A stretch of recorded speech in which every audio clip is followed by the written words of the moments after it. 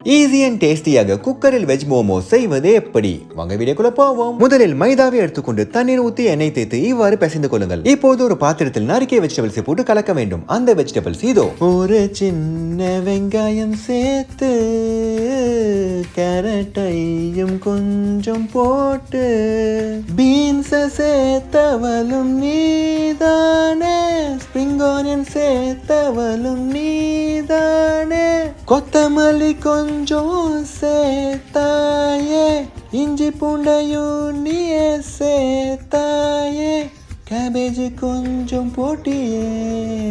இந்த பாட்டை போல எல்லாமே சேர்த்து விட்டு உப்பு மற்றும் ஆயிலை சேர்க்க வேண்டும். இவை எல்லாவற்றையும் நன்றாக மிக்ஸ் செய்தால் மோமோ ஸ்டஃபிங் ரெடி. இப்போது பிசைந்து வைத்திருக்கும் மாவை இவ்வாறு மெலிசாக தேய்த்து விட்டு ஸ்டஃபிங்கை வைத்து ஸ்டஃப் செய்து விட்டு சாரிக்கு ஃபால்ஸா மாவை மடிச்சுக்கு யாரு என்று பாட்டு பாடிய மடித்து விடுங்கள். இவை அனைத்தையும் குக்கரில் வைத்து ஸ்டீம் செய்து எடுத்தால் சுவையான மோமோஸ் ரெடி. இதை நீங்க செய்து சுவைத்து மகிழுங்கள். Have fun guys. Okay bye.